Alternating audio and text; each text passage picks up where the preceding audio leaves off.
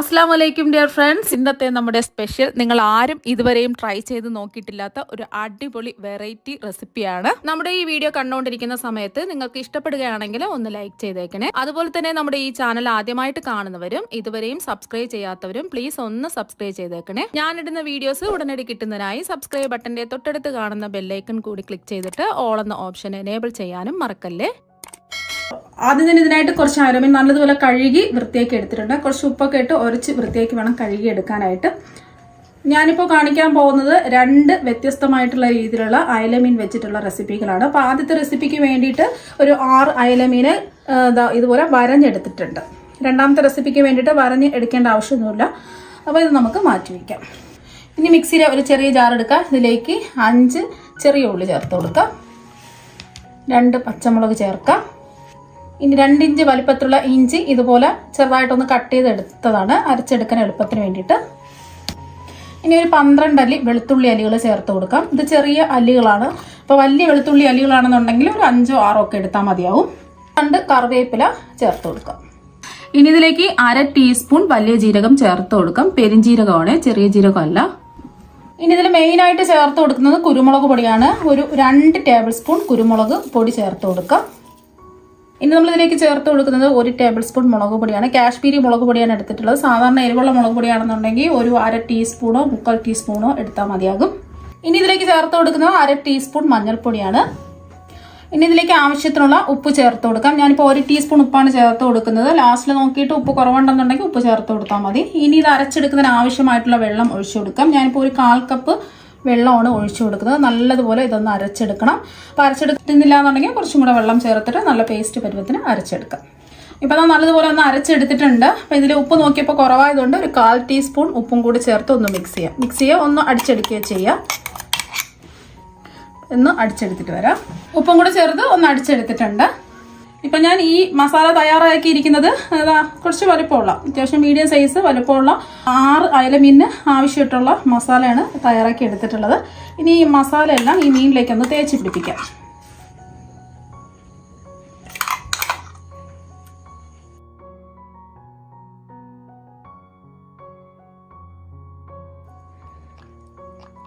നമ്മൾ വരഞ്ഞു കൊടുത്തതിൻ്റെ ഉള്ളിലൊക്കെ മസാല എത്തണം. അതുപോലെ തന്നെ ഇതിൻ്റെ ഉള്ളിലൊക്കെ നല്ലോണം മസാല തേച്ച് പിടിപ്പിക്കാം.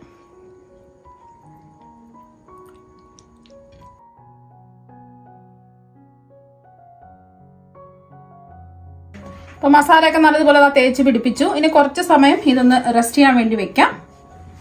ഫ്രിഡ്ജിൽ വെക്കോ പുറത്ത് വെക്കോ എങ്ങനെ വേണമെന്നുണ്ടെങ്കിലും വെക്കാവുന്നതാണ്. മൂടി വെച്ച് കൊടുക്കാം. ഈ ഒരു സമയം കൊണ്ട് അയലമീൻ വെച്ചിട്ടുള്ള രണ്ടാമത്തെ റെസിപ്പി എങ്ങനെ റെഡിയാക്കി എടുക്കാൻ നോക്കാം. അപ്പോൾ അതിന് വേണ്ടിയിട്ട് നമ്മൾ മാറ്റി വെച്ച 7 അയലമീൻ എടുത്തിട്ടുണ്ട്. രണ്ടാമത്തെ റെസിപ്പിക്ക് വേണ്ടിയിട്ടുള്ള ഈ മീൻ തയ്യാറാക്കി എടുക്കുന്നതിന് വേണ്ടിയിട്ട് മിക്സിയുടെ ജാർ എടുക്കുക. അപ്പോൾ അതിന് വേണ്ടിയിട്ട് ഒരു അരപ്പ് തയ്യാറാക്കണം. ഇതിന് ഞാൻ 2 കപ്പ് ചിരകിയ തേങ്ങയാണ് ഒരു ജാറിലേക്ക് ഇട്ട് കൊടുക്കുന്നത്.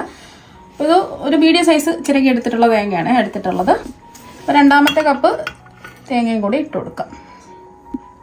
ഇനി ഇതിലേക്ക് 2 ടീസ്പൂൺ മുളക് പൊടി ചേർത്ത് കൊടുക്കാം. ഞാനിപ്പോൾ കാശ്മീരി മുളക് പൊടിയാണ് എടുത്തിട്ടുള്ളത്. സാധാരണ എരിവുള്ള മുളക് പൊടിയാണെന്നുണ്ടെങ്കിൽ അവരവരുടെ എരിവിനനുസരിച്ചിട്ട് മുളക് പൊടി ചേർത്ത് കൊടുക്കുക. 1 ടീസ്പൂണൊക്കെ ചേർത്ത് കൊടുത്താൽ മതിയാകും. 1 ടീസ്പൂൺ മല്ലിപ്പൊടി ചേർക്കാം. 1/2 ടീസ്പൂൺ മഞ്ഞൾപ്പൊടി. ഇത് കുരുമുളക് പൊടി ചേർക്കണം നിർബന്ധമൊന്നുമില്ല. ഞാനിപ്പോൾ 1/2 ടീസ്പൂൺ കുരുമുളക് പൊടി ഇതാ ചേർത്ത് കൊടുക്കുന്നുണ്ട്.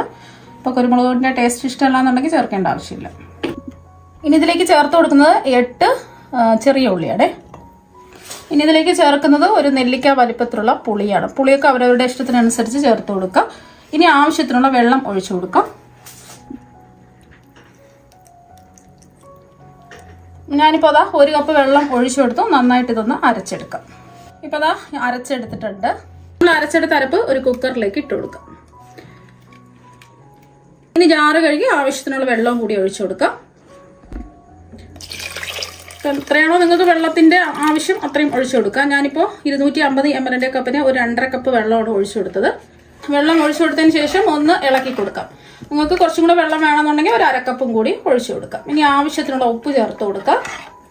ഇപ്പോൾ 1 ടീസ്പൂൺ ഉപ്പ് ആദ്യം ചേർത്ത് കൊടുക്കുക. എന്നിട്ട് ഉപ്പ് നോക്കിയിട്ട് കുറവുണ്ടെന്നുണ്ടെങ്കിൽ ബാക്കി ഉപ്പും കൂടി ചേർത്ത് കൊടുക്കാം. ഉപ്പ് കുറവായതുകൊണ്ട് 1 ടീസ്പൂൺ ഉപ്പും കൂടെ ചേർത്ത് കൊടുക്കുകയാണ്. 2 ടീസ്പൂൺ ഉപ്പാണ് ചേർത്ത് കൊടുത്തത്. ഉപ്പൊക്കെ അവരവരുടെ ഇഷ്ടത്തിനനുസരിച്ച് ചേർത്ത് കൊടുക്കാം. ഇനി ഇതിലേക്ക് ഒരു ചെറിയ തക്കാളി ഇതുപോലെ ചെറുതായിട്ടൊന്ന് കട്ട് ചെയ്ത് ചേർക്കാം. അപ്പോൾ ഒരു മാങ്ങയുടെ പകുതി മാങ്ങ ചെറുതായിട്ട് കട്ട് ചെയ്തും കൂടി ചേർത്ത് കൊടുക്കുക. മീഡിയം സൈസ് ഒരു മാങ്ങയുടെ പകുതി മാങ്ങയാണ് എടുത്തിട്ടുള്ളത്. ചെറിയ മാങ്ങയാണെന്നുണ്ടെങ്കിൽ ഒരെണ്ണം എടുക്കുക. മാങ്ങ ചേർത്ത് കൊടുത്തത് കൊണ്ടാണ് നെല്ലിക്ക വലിപ്പത്തിലുള്ള പുളി എടുത്തിട്ടുള്ളത്. മാങ്ങ ചേർത്തിട്ടില്ല എന്നുണ്ടെങ്കിൽ കുറച്ചും കൂടെ പുളി ചേർത്ത് കൊടുക്കുക. ഇനി ഇതിലേക്ക് ആവശ്യത്തിന് മുരിങ്ങക്കായ ഇട്ട് കൊടുക്കാം. ഒരു മുരിങ്ങക്കായ ഈ ഒരു രീതി കട്ട് ചെയ്തിട്ട് ചേർത്ത് കൊടുക്കാം. ഇനി ഇതിലേക്ക് 2 പച്ചമുളക് രണ്ടായിട്ട് മുറിച്ച് ചേർക്കാം. പിന്നെ നമുക്ക് കുറച്ച് കറിവേപ്പില ഒന്ന് കൈ കൊണ്ട് ഇതുപോലെ ഞെരടിയിട്ട് കൊടുക്കാം.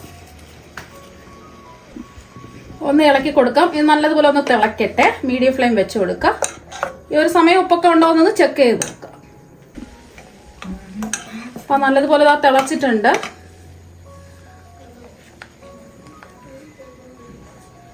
ഇനി ഇതിലേക്ക് നമ്മൾ കഴുകി വൃത്തിയാക്കി വെച്ചിരിക്കുന്ന മീൻ കഷ്ണങ്ങൾ ഇട്ട് കൊടുക്കാം. ഞാൻ മുഴുവനെ അങ്ങ് ഇട്ട് കൊടുക്കുകയാണ് ചെയ്യുന്നത്. നിങ്ങൾക്ക് വേണമെന്നുണ്ടെങ്കിൽ 2ആയിട്ട് കട്ട് ചെയ്ത് അങ്ങനെ വേണമെന്നുണ്ടെങ്കിലും ഇട്ട് കൊടുക്കാം.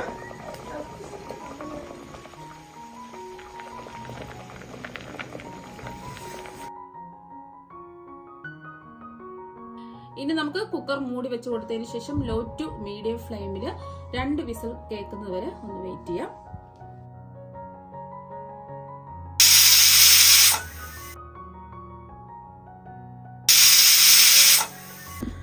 അപ്പോൾ കുക്കർ മൂടി വെച്ച് ഒരു 2 വിസിൽ കേൾക്കുന്നത് വരെ വെയിറ്റ് ചെയ്യാം. ഇപ്പൊ 2 വിസിൽ കേട്ടതിന് ശേഷം മുഴുവൻ ആവിയും പോയിട്ടുണ്ട്. ഇനി നമുക്ക് കുക്കർ തുറന്ന് നോക്കാം. ഇപ്പൊ കണ്ടില്ലേ, എണ്ണയൊക്കെ തെളിഞ്ഞ് വന്നിട്ടുണ്ട്. നല്ലൊരു മണമാണ് കുക്കർ തുറക്കുമ്പോൾ വരുന്നത്. ഞാൻ വീണ്ടും ഫ്ലെയിം ഓൺ ആക്കി കൊടുത്തു. ഇതിലേക്ക് വറുത്ത് പൊടിച്ച 2 നുള്ള് ഉലുവാപ്പൊടിയും കൂടി ചേർത്ത് കൊടുക്കാം. നമ്മൾ ആദ്യം അരച്ച സമയത്ത് ഉലുവ ചേർത്തില്ല. നമ്മൾ അരയ്ക്കുന്ന സമയത്ത് ഉലുവ ചേർക്കുകയാണെന്നുണ്ടെങ്കിൽ ഒരു 1/4 ടീസ്പൂൺ മുഴുവൻ ഉലുവ ചേർത്താൽ മതി. അതുപോലെ തന്നെ ലാസ്റ്റിൽ 1 ടീസ്പൂൺ പച്ച വെളിച്ചെണ്ണയും കൂടെ ചേർത്ത് കൊടുക്കാം. 1-2 ടീസ്പൂൺ ചേർത്ത് കൊടുക്കാം. ചെറുതായിട്ടൊന്ന് തിള വരുന്ന സമയത്ത് നമുക്ക് ഫ്ലെയിം ഓഫ് ആക്കാം. അപ്പോൾ കണ്ടില്ലേ, എന്താ മീനൊന്നും പൊടിഞ്ഞൊന്നും പോവാതെ എന്താ അടിപൊളിയായിട്ട് ഇതാ കിട്ടിയിട്ടുണ്ട്. ഒരു മീനും പൊടിഞ്ഞൊന്നും പോയിട്ടില്ല. വളരെ എളുപ്പത്തിൽ കുക്കറിൽ നമുക്ക് മീൻ കറി റെഡിയാക്കി എടുക്കാൻ പറ്റും. ഈ ഒരു സമയം ഉപ്പൊക്കെ ഉണ്ടെന്ന് ചെക്ക് ചെയ്ത് നോക്കാം. ഇനി ഇത് ഒരു പാത്രത്തിലേക്ക് മാറ്റാം. 1-2 മിനിറ്റ് വെച്ചിട്ട് എടുത്താലും നല്ലതായിരിക്കും. അപ്പോൾ അടുത്തത് രണ്ടാമത്തെ റെസിപ്പിക്ക് വേണ്ടിയിട്ട് ഇതാ കുക്കർ ചൂടാക്കാൻ വെച്ചിട്ടുണ്ട്. ഇതിലേക്ക് 2 ടേബിൾ സ്പൂൺ വെളിച്ചെണ്ണ ഒഴിച്ചു കൊടുക്കാം. 2-3 ടേബിൾ സ്പൂൺ വെളിച്ചെണ്ണ ഒഴിച്ചു കൊടുക്കാം. എണ്ണ ഒന്ന് ചൂടാതിന് ശേഷം 10 ചെറിയ ഉള്ളി ചെറുതായിട്ട് കട്ട് ചെയ്ത് ചേർത്ത് കൊടുക്കാം. ഉള്ളി ഒന്ന് മൂപ്പിച്ചെടുക്കാം. ഫ്ലെയിം മീഡിയം ഫ്ലെയിം വെച്ച് കൊടുക്കാം.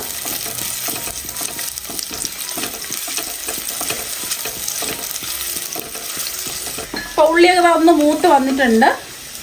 ഇനി ഇതിലേക്ക് 2 നുള്ള് ഉലുവാപ്പൊടി ചേർത്ത് കൊടുക്കാം. കൂടി പോകരുത്. ഇതിൻ്റെ മുകളിലായിട്ട് നമുക്ക് കറിവേപ്പില വെച്ച് കൊടുക്കാം.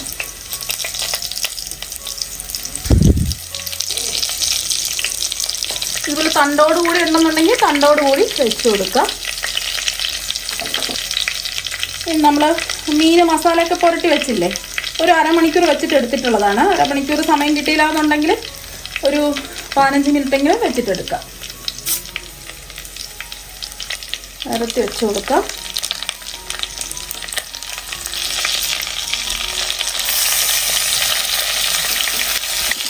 ബാക്കിയൊന്ന് മസാലയെല്ലാം ഇതിൻ്റെ മുകളിലായിട്ട് ഇട്ട് കൊടുക്കാം. ഇനി ഇതിലേക്ക് ചെറിയൊരു നാരങ്ങ വലുപ്പത്തുള്ള പുളി പിഴിഞ്ഞെടുത്തിട്ടുള്ളതാണ്. ഒരു 1/4 കപ്പ് വെള്ളത്തിൽ പുളിയും ഇതാ പിഴിഞ്ഞെടുത്ത് കൊടുത്തു.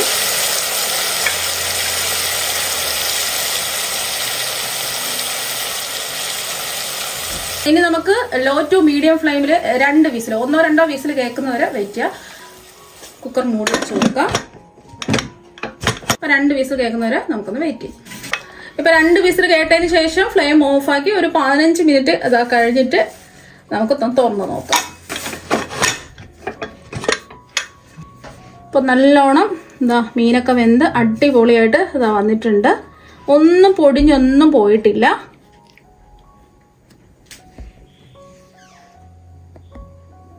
അതുപോലെ തന്നെ അടിക്കൊന്നും പിടിച്ചിട്ടില്ല. നല്ല കറക്റ്റ് പാത്രത വെന്തിട്ടുണ്ട്.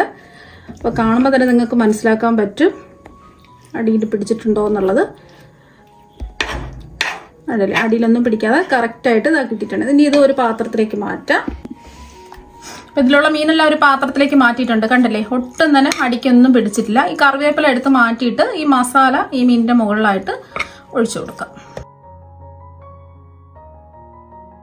ഈ മസാല മാത്രം മതി ചോറ് കഴിക്കാനായിട്ട്. നല്ല ടേസ്റ്റും മണവുമാണ്. അപ്പം നല്ല അടിപൊളി ടേസ്റ്റാണ്. മൺചട്ടിയിലൊക്കെ ചെയ്യുന്നത് പോലെ തന്നെയാണ് അതിൻ്റെ ടേസ്റ്റ് ഉണ്ടാകുന്നത്.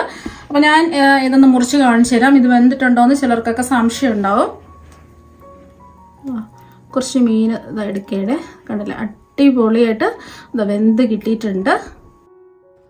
ഇപ്പം അടിപൊളി ടേസ്റ്റിൽ മൺചട്ടിയിലൊക്കെ ചെയ്തെടുക്കുന്ന അതേ ടേസ്റ്റുള്ള അയല മീൻ പെരട്ട് ഇതാ ഇവിടെ റെഡി ആയിട്ടുണ്ട്. അടുത്തതായിട്ട് നമ്മൾ തയ്യാറാക്കി വെച്ച മീൻകറിയാണ്. തനി നാടൻ മീൻകറിയാണ്. മൺചട്ടിയിൽ ചെയ്ത അതേപോലെ ടേസ്റ്റും മണമൊക്കെ ഉണ്ട് ഇതിന്. പെട്ടെന്ന് തന്നെ നമുക്ക് കുക്കറിൽ ഈ മീൻകറി റെഡിയാക്കി എടുക്കാവുന്നതാണ്. മീനൊന്നും പൊടിഞ്ഞൊന്നും പോയിട്ടില്ല. ഇനി ഇതൊന്ന് കൈകൊണ്ട് എടുത്ത് കാണിച്ചു തരാം. ഇത് വെന്തിട്ടാണോ എന്ന് ചിലർക്കൊക്കെ സംശയം ഉണ്ടാവും. കണ്ടില്ലേ, കറക്റ്റായിട്ട് ഇത് വെന്തൊക്കെ കിട്ടിയിട്ടുണ്ട്. അപ്പം നിങ്ങൾ എന്തായാലും കുക്കറിൽ റെഡിയാക്കി എടുത്ത ഈ 2 റെസിപ്പിയും ഒരു പ്രാവശ്യം ഒന്ന് ട്രൈ ചെയ്ത് നോക്കുക. തീർച്ചയായും നിങ്ങൾക്ക് എല്ലാവർക്കും ഒരുപാട് ഇഷ്ടമാകും. അപ്പം നമുക്ക് മറ്റൊരു വെറൈറ്റി വീഡിയോ ആയിട്ട് വീണ്ടും കാണാം. താങ്ക്